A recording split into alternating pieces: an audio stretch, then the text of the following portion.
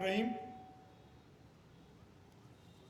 सैयद सरदार शाह साहब वज़ीर सकाफ़त, सेनेटर मुशाहिद हुसैन साहब, स्टेज ते वेठल नसीर मेमण साहब, मोहम्मद अहमद शाह हेठि वेही रहिया आहिनि, सदर आर्ट्स काउंसिल शमसुल हक मेमण साहब, नूरुल्लाह शाह साहिबा, साईं मदद अली शाह, मुंहिंजो ॻोठाणो एजाज़ तुर्क साहब, फ़क़ीर एजाज़ुद्दीन साहब, जावेद चांडियो साहब, साम्हूं वेठल अदब सां तालुक़ु रखंदड़ ऐं हिन शहर कराची, हिन सूबे सिंध, बल्कि सभिनी सूबनि खां ॾिसां पियो साफ़ी साहब बि वेठा आहिनि। आयल दोस्तो, अस्सलाम वालेकुम। सभिनी खां पहिरीं त मां 6 सिंध लिटरेचर फेस्टिवल, पर मूंखे हिन नाले ते थोरो एतिराज़ त न चवंदुसि, पर हिन जो नालो अगरि सिंध अदबी मेलो हुजे हा त उहो बहितरु थिए हा। मुंहिंजो इहो रिक्वेस्ट हूंदी त हाणे खां हिन जो नालो बदिलाए सिंध अदबी मेलो कयो, सिंध लिटरेचर फेस्टिवल। छा अंग्रेज़ी सिंधीअ जो इम्तिजाज कंहिं बि लैंग्वेज सां को ॻाल्हि कोन्हे, पर हिकिड़ो बहितरु मुंहिंजी तजवीज़ आहे। तव्हां वधीक मूंखां अदब जे बारे में ॼाणो था त हिन 6 सिंध अदबी मेले ते मुनक़िद थियण ते सभिनी खे मुबारक थो ॾियां ऐं इहा उमेद थो कयां त अहिड़ी सिहतमंद सरगर्मियूं जारी रहंदियूं ऐं असांजी समूरनि माण्हुनि में नवां नवां अदीब, दानिश्वर, मूसीक़ार ऐं रिसर्चर पैदा थींदा रहंदा। सिंध सूफ़ियुनि जी धरती आहे ऐं पाण कलंदर जी धरतीअ जो आहियां। हिन धरतीअ कलंदर, भिटाई, सचल सरमस्त, बेदल फ़क़ीर, हज़ारे अहिड़ा सूफ़ी शाइर ऐं सूफ़ी इज़म सां तालुक़ु रखंदड़ माण्हू पैदा कया आहिनि ऐं उन जी वजह ई आहे जो असां सिंध खे अमन जी धरती चऊं था। जीअं सरदार शाह चयो त छा बम उछलाईंदो, असां धमाल सां जवाबु ॾींदासीं, पर भाऊ बम उछलाईंदो, हाणे असां बम बि हणंदासीं, बसि धमालूं कंदासीं। जेको धमाल जी ज़बान ॻाल्हाईंदो उनजे साम्हूं ई हूंदासीं, बाक़ी असां ते को बम उछलाईंदो त पोइ असां हुनखे जवाबु ई ॾींदासीं। ख़ैर, इन अदबी मेले में इहे ॻाल्हि करणु मुनासिबु त कोन्हे, पर मुंहिंजो दिलि जी जेकी ॻाल्हि आहे उहा करे छॾियां। रिसर्च, अदब, मौसीक़ी ऐं तब्दील कंहिं बि समाज जा अहिड़ा हथियार आहिनि जंहिंसां समाज अॻिते वधे थो। असांजे समाज में असां कुझु विखूं अॻिते वधूं था त मथां वरी के न के अहिड़ियूं ॻाल्हियूं ऐं वाक़िया थियनि था जंहिंसां वरी असां पाण खे संभाले अॻिते वधूं था। ऐं तव्हां ॾिसो पिया था, अॼुकल्ह वरी अहिड़ो माहौल हिकिड़ो थियो आहे ऐं सरदार शाह साहिबु तमामु घणो हुनखे फेस थो करे।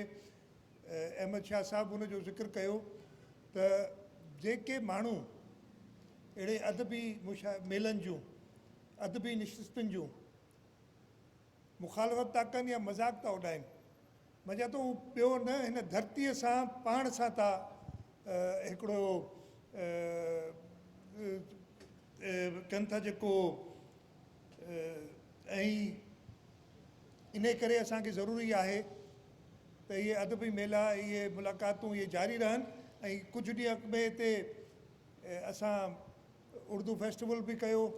उनजे अलावा आर्ट्स काउंसिल जी त हाणे घटि थी वियो आहे। मुंहिंजो ख़्याल आहे पाकिस्तान में कंहिं बि जाइ ते एतिरा अदबी इवेंट्स मुनक़िद कोन था थियनि जेके हिते था थियनि। ऐं मुंहिंजो ख़्याल आहे को बि अहिड़ो ॾींहुं ख़ाली कोन थो वञे जो इहा आर्ट्स काउंसिल जी इमारत या इहे लॉन ख़ाली रहे। शायदि ईद जे ॾींहुं या मुहर्रम जे ॾींहं ते शायदि न कंदा हुजनि, बाक़ी हिते को न को अहिड़ो इवेंट थींदो ई आहे। मूंखे इहा ख़ुशी थी आहे त हिन 2 ॾींहंनि जे अदबी मेले जो इनवान माहौलियाती तब्दीली रखियो वियो आहे ऐं ख़ासि तौर ते हिन साल जेकी ॿोॾि आई जंहिंमें लखनि जी तादाद में माण्हू बेघर थिया।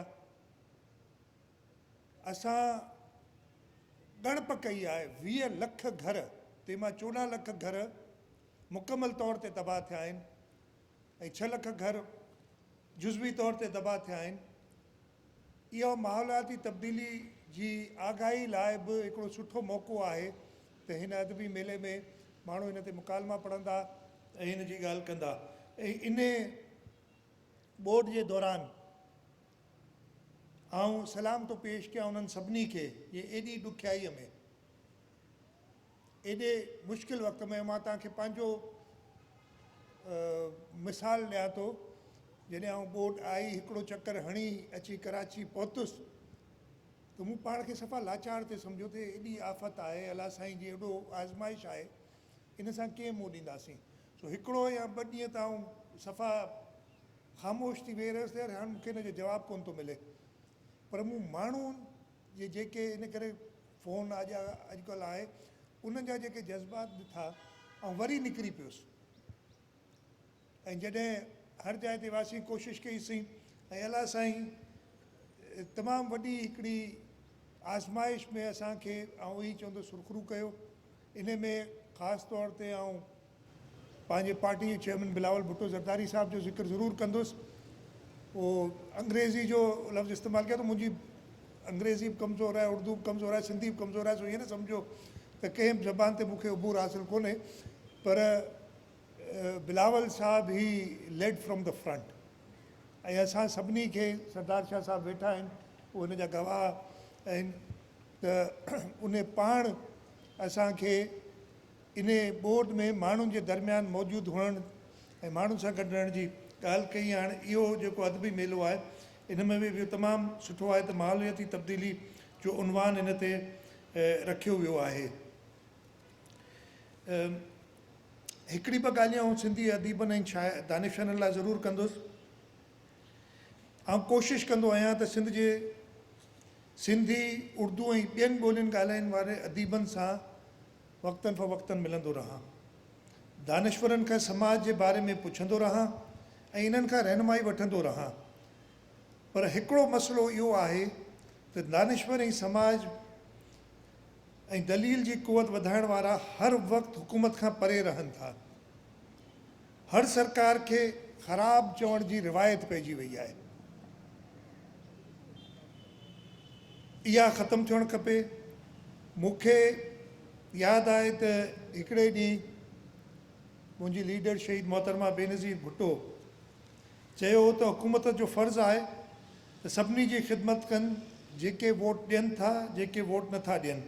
सो असां ते जेके तनक़ीदूं कयूं आहिनि इहे अखियुनि ते, पर अॻिते छा कजे इन सवाल ते गॾु विहणु ज़रूरी आहे।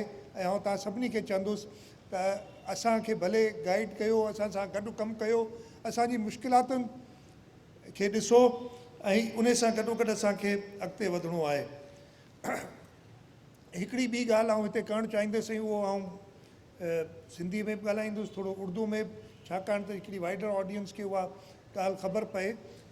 हिन वक़्तु सॼे मुल्क में मर्दमशुमारी हले पई थी, और मर्दमशुमारी हिन वक़्तु हिन साल जेकी कई अथऊं उहो डिजिटल मीडिया ते आहे, को लिखत पढ़त कोन्हे, हिकिड़ी डिजिटाइज़ कई अथनि। ऐं उन जे बारे में कुझु ॿुधाइणु चाहींदुसि त उनजो जेको पहिरियों अमल हो, उन में अंग्रेज़ी में चवंदा आहिनि सेल्फ इन्यूमरेशन, यानी पाण पंहिंजो जेकी क़वाइफ़ आहिनि उहे पाण तव्हां बि इंटरनेट ते वञी, जेकी वेबसाइट आहे bureau of statistics ji self.pbs.gov.pk, इन ते वञी तव्हां पंहिंजे ख़ानदान जा क़वाइफ़ पाण एंटर करे सघो था। हिते सभु पढ़ियल लिखियल नौजवान बि काफ़ी आहिनि वेठा, सॼे सिंध खां आयल आहिनि, बल्कि सॼे पाकिस्तान खां आयल आहिनि। ऐं तव्हां सभिनी खे चवंदुसि, अच्छा उनजी आख़िरी ॾींहुं शायदि अॼु हो, पर असां फेडरल गवर्नमेंट खे चयो आहे ऐं हुननि एग्री कयो आहे त हुनखे हफ़्तो त वधाईंदा, पर असां कोशिशि कंदासीं त हिनखे अञा बि अॻिते वधाइनि। छाकाणि जो जीअं प्रोसेस हले पियो, अॼु सुबुह जो असां मीटिंग पई हिन सिलसिले में, उन में टाइम वधीक खपंदो। सो आउं तव्हां सभिनी खे चवंदुसि त पंहिंजा क़वाइफ़ बि, पर पंहिंजे ॻोठनि में वञी, जे माण्हुनि खे उहा कंप्यूटर लिटरेसी न आहे, उन्हनि खे वञी उन्हनि जे ख़ानदान जा क़वाइफ़ तव्हां एंटर कयो। मैं उर्दू में ये बात कह देता हूँ कि आदमशुमारी का काम इस वक्त चल रहा है, और ये हमारे लिए बहुत शदीद, पूरे मुल्क के लिए हमें पता तो होना चाहिए ना कि हमारी टोटल आबादी है कितनी। मैं आपको, जो मेरा एक अंदाज़ा है, लोग कहते हैं ना बिल्कुल सिंध को गलत काउंट किया गया है पिछली मरदमशुमारी में। 2017 की मरदमशुमारी में सिर्फ एक सूबा था जिसने काउंसिल ऑफ कॉमन इंटरेस्ट में एतराज़ उठाया और डिसेंट भी किया था। मैंने मंजूर नहीं की, इसलिए 2017 की मरदमशुमारी बिल्कुल गलत थी। कराची 1 करोड़ 60 लाख नहीं है। कराची मेरे हिसाब से 2.5 करोड़ से ऊपर की आबादी है। सूबा सिंध 4 करोड़ 70 लाख नहीं है। सूबा सिंध इस वक्त 7 करोड़ से ऊपर की आबादी है।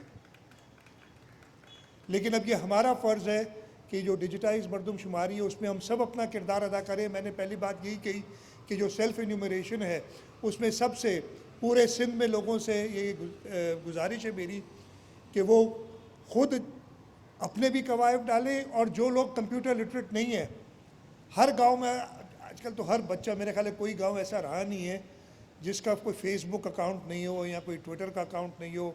सोशल मीडिया पे तो आप हुकूमत सिंध की और सबकी बहुत बुराइयां करते, वो करते रहें, जारी रखें, इससे हम सीखते हैं। मैं कभी तनकीद को बुरा नहीं समझता, लेकिन अच्छा काम भी करें कि अपने गांव के लोगों के कवायद उस प्रोग्राम में डालें ताकि पहला स्टेप आपका हो जाए। उसके बाद अगले स्टेप में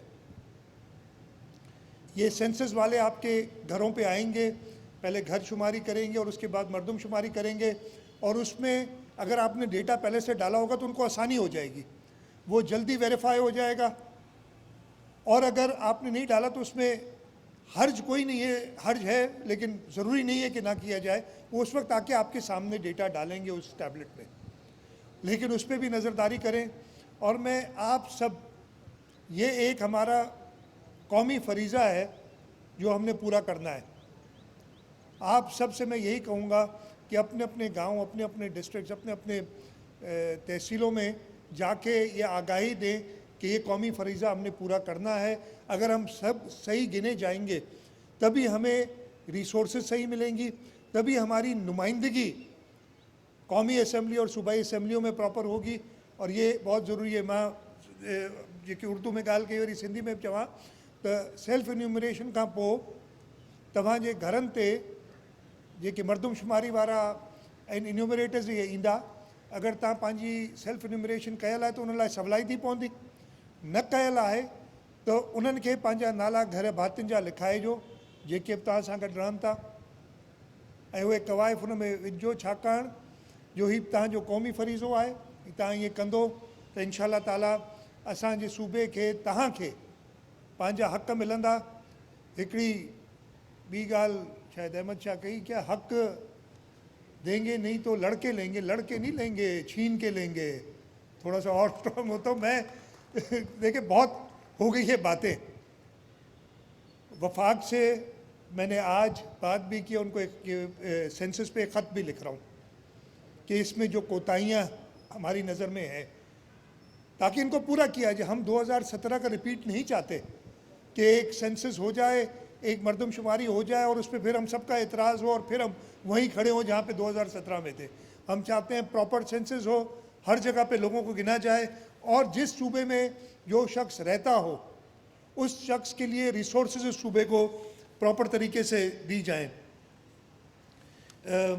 ये मैं थोड़ा सा सेंसस के बारे में ज़रूर इसलिए समझा कि ये आप एक मौका मुझे मिला है और सबको आगाही भी दूँ इसके बारे में, और मीडिया कवरेज होती है तो ये इस मीडिया के थ्रू सबको मिल जाएगा। मीडिया के दोस्तों से भी कहूँगा, हाँ बाकी सारी बातें करते रहें, अगले 1 महीना सिर्फ और चीज़ें छोड़ दें और सिर्फ सेंसस पे बात करें और लोगों को कहें तो बड़ा अच्छा होगा।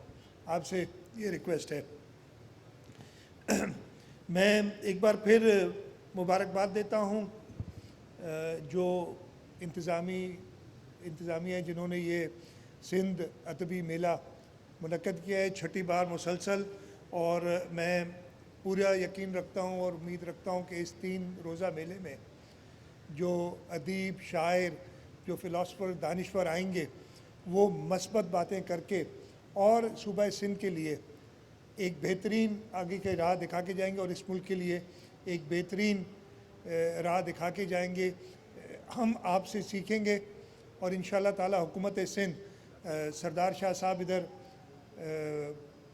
ख़ुद मौजूद रहते हैं अक्सर इन इवेंट्स में, नहीं तो उनकी पूरी टीम इधर मौजूद रहती है और जो भी उसकी रिपोर्ट होती है ऐसे अदबी सरगर्मियों की वो ज़रूर काबीना में भी पेश करते हैं, मेरे सामने भी लाते हैं और उस पर जो भी अमल करना होता है हम कोशिश करते हैं। और यही वजह है जो अहमद शाह साहब बात कर रहे थे ना कि सूबा सिंध में क्यों हम मेरा ये मिल भी गया हमें एक सर्टिफिकेट कि हम बाकी सूबों से आगे हैं इन अदबी सरगर्मियों में। वही वजह है कि हमने इंटरेस्ट लिया है इस चीज़ में और 2008 से ये मौजूदा हमारी जो तीसरा टर्म ख़त्म हो रहा है और उससे पहले शहीद मोहतरमा बेनज़ीर भुट्टो या शहीद जुल्फ़िकार अली भुट्टो की हुकूमतों में भी मोहनजोदड़ो पे पहली आलमी कॉन्फ्रेंस भी शहीद जुल्फ़िकार अली भुट्टो ने कराई थी।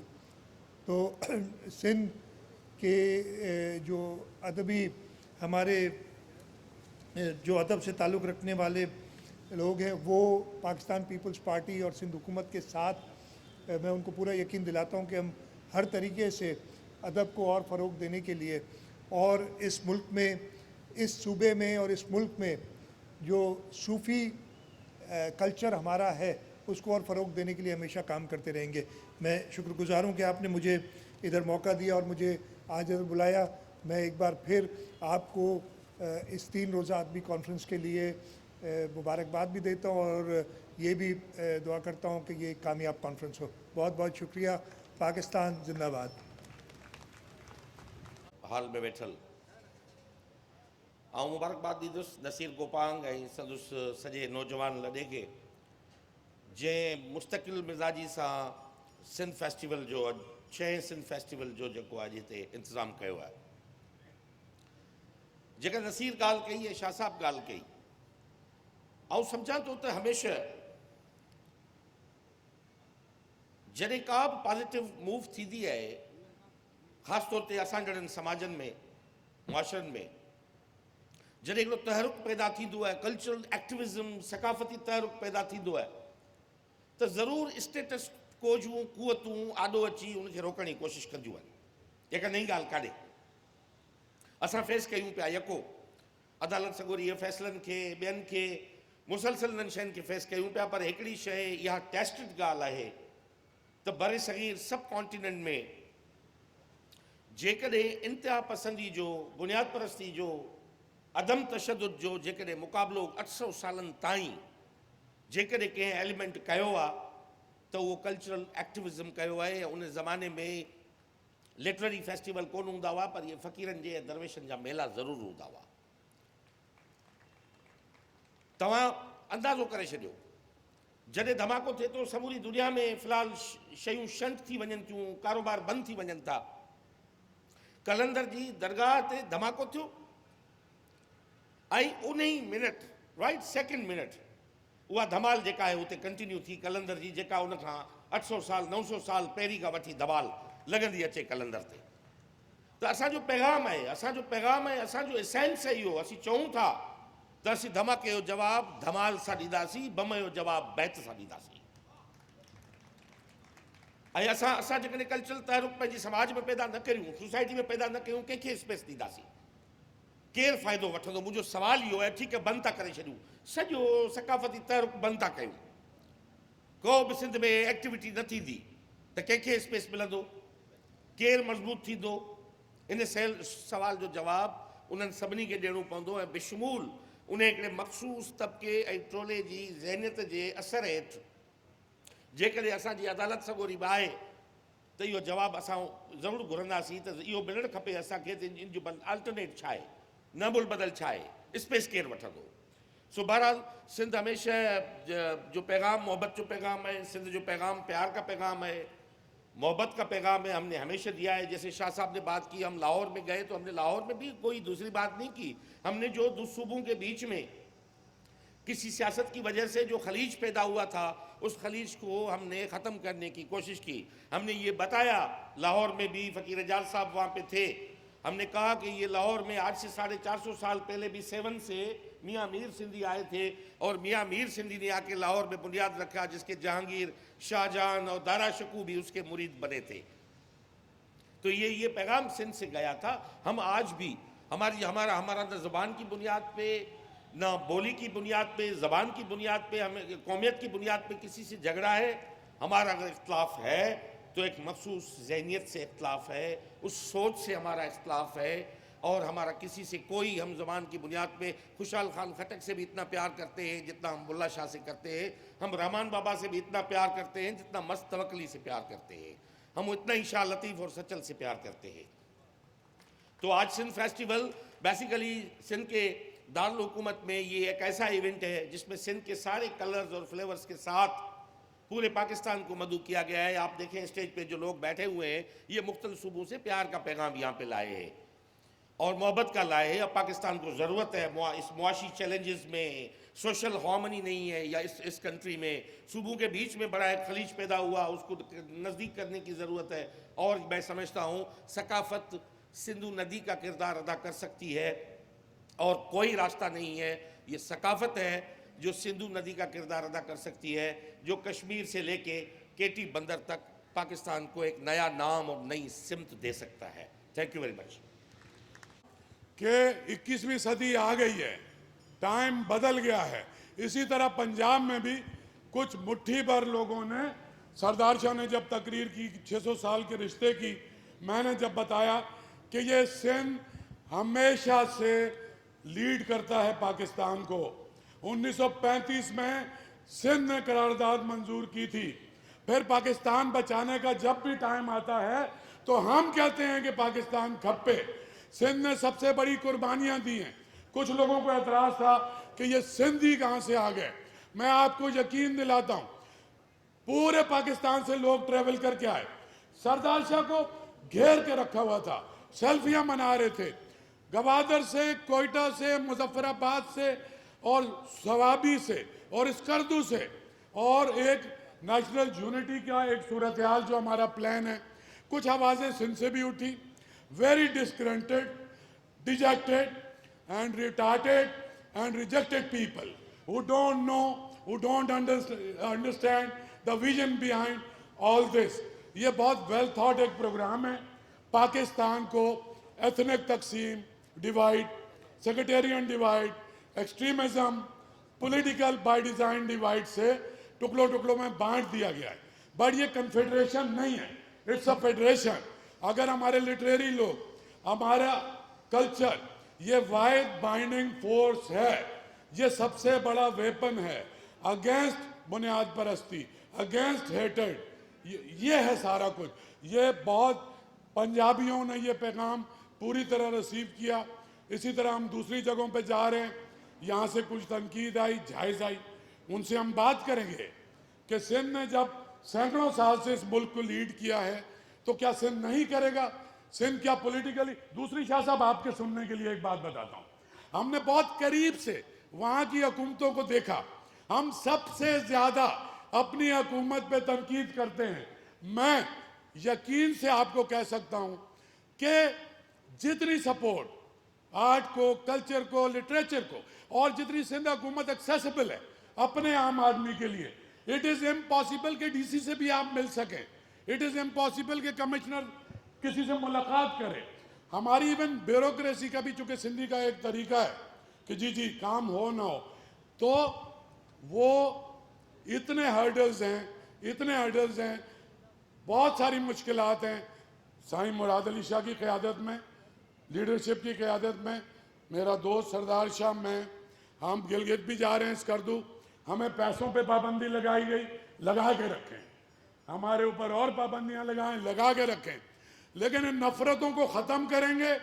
पाकिस्तान में बसने वाले तमाम लोगों को एक चैन बनाएंगे और उनको बताएंगे, और वो लोग उसी तरह से उसको रिसीव कर रहे हैं, फ़ोन कर रहे हैं मुख्तलिफ खित्तों से कि भाई आप यहाँ कब आ रहे हैं। और वहाँ अब ये फ़कीर अज़हरुद्दीन साहब आए, वो 3 दिन मेरे साथ थे, ओपनिंग से लेके कामरान लशारी, नैयर अली दादा, वेलकम किया वहाँ के दानिश्वरों ने। सिंधी बहुत एनलाइटेंड है, पूरी दुनिया में वो एजाज तुर्क साहब आए हुए हैं, वो अकरम आए, ये सब इनको पता है कि किस तरह से, ये हमारा सराइकी दोस्त आया हुआ जावेद चांडियो मुल्तान से, भाई हमको इनको बांधना पड़ेगा।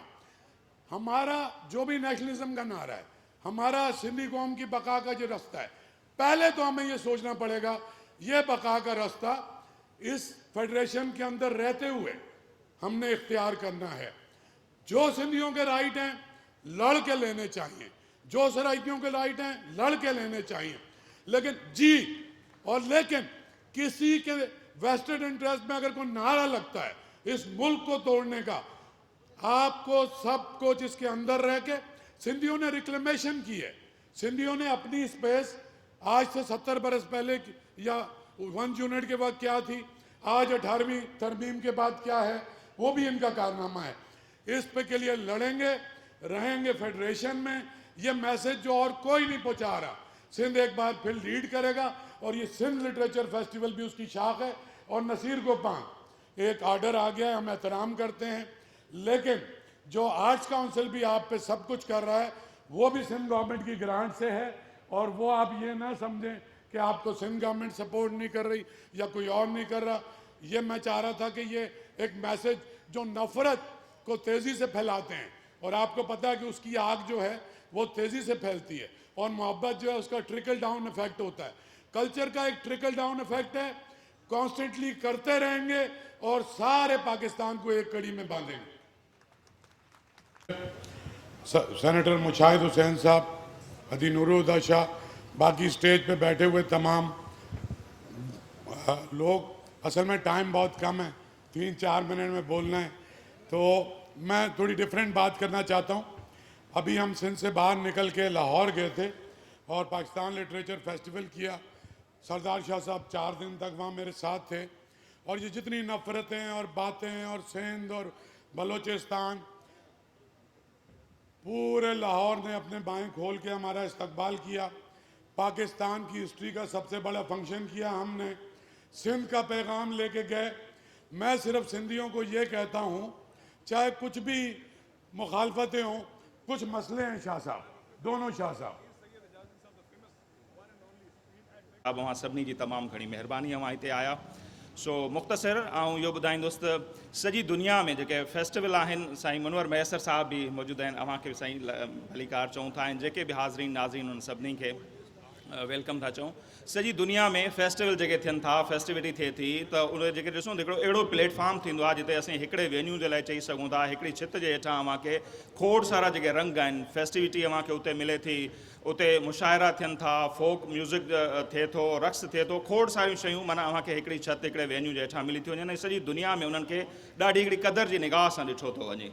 पर इंतिहाई अफ़सोस सां चवंदुसि त असां वटि गुज़िरियल कुझु सालनि खां कुझु दोस्त अहिड़ा आहिनि जेके नादान असांजा दोस्त आहिनि, उन्हनि ॼाण त फेस्टिवल्स खे तंज़ ठाहे छॾियो आहे, जेके फेस्टिवल कराइनि था उन्हनि जे लाइ अजीब क़रीब हिकिड़ा उहे कमेंट्स था पास कनि। पोइ कॾहिं कॾहिं सचमुचो ॾुख बि थींदो आहे, पर बहरहाल उनखां वधीक ख़ुशी थींदी आहे अवां सभिनी जे हिते अचण सां, ऐं असांखे तमामु घणी ख़ुशी आहे। हाणे ज़ाहिर आहे इहे तनक़ीद, जीअं सरदार शाह साहब चवंदो आहे त तालुक़ जो हिकिड़ो बहितरीनु रिश्तो आहे, जेकी दोस्त तनक़ीद बि कनि था उहा इन जे करे कनि था, शायदि उहे असांखे कुझु सम्झनि था। सो आयल सभिनी महिमाननि जी तमामु घणी महिरबानी। हीउ 3 ॾींहंनि जो इवेंट हूंदो। ज़ुहैब काका MD आहिनि सिंध लिटरेचर। नसीर गोपान चयो त गवर्नमेंट गौर करे